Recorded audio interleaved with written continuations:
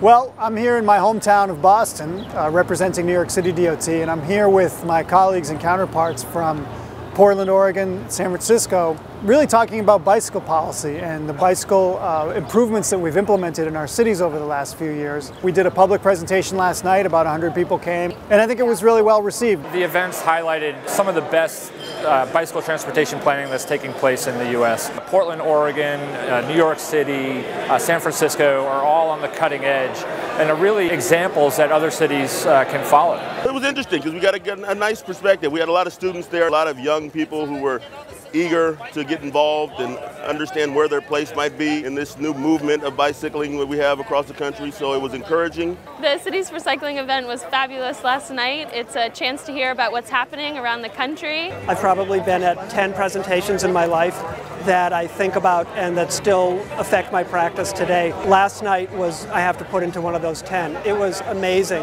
And I feel like I've fast forwarded the video of Boston to show us what the future can be like, and it was incredible. We want to get the information out there. So cities around the country, maybe they hear a little bit about what different cities are doing, maybe they've heard a little bit about the innovation, but they don't have good designs, their engineers don't really know what we're doing. And so Cities for Cycling is really a way to share that information. Part of the Cities for Cycling program is an urban bikeway design guide that takes best practices not only from the U.S. but from around the world, puts it into one place that's easily accessible. So city transportation officials, elected officials, advocates can really have something in one book that shows the best in bikeway planning and how they can make their city a great place to bike. Put it down on paper, put it on the web, make it available to planners, make it available to traffic engineers all around the country, and put a little pressure on the federal government, right? Because we need to be able to use federal dollars if we're going to build these bikeway networks in our urban areas. And when we get the federal dollars, we want to make sure that we're building the best possible designs.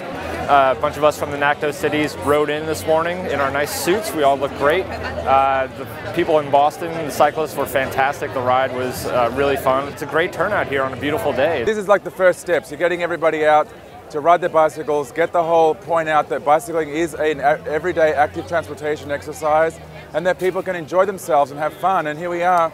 We've reduced our carbon footprints and we've also reduced traffic congestion, improved air quality. So what a win-win for everybody. I think it's a wonderful thing, we're embarking on this little road show. This is the first stop. We're, showcasing the innovative bicycle treatments that are in place around the country, and we've got all the greatest minds here. What we want to do is get your input on some things we're thinking about. So really bringing the best minds together. Today we're going to take a tour of Boston's newest bike facilities with some officials from NACTO's Cities for Cycling. I looked at all the expertise in the room and it was just powerful. I mean, it was so many very, very smart, very experienced bike planners, and together that group really can change the country. We were invited by the Mayor's Office and the Department of Transportation here in Boston to hear about what we're doing, to hear about our network plans, our street designs, because Boston wants to be bootstrapped up and become, one of the emerging bike-friendly cities in the country. We're planning more of these in the fall. We'll be in Baltimore, Philadelphia, and perhaps out in the middle of the country in the West Coast before the end of the year.